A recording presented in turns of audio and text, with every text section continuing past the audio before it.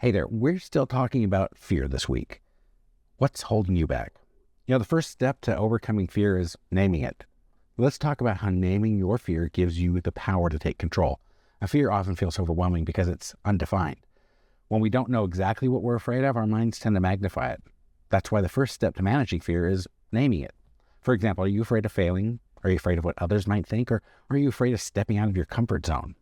Once you give fear a name, it becomes less intimidating and more manageable. Now, as I mentioned yesterday, getting in front of a camera scared me. But once I actually did it, and with the support of others, as we talked about last week, I named it.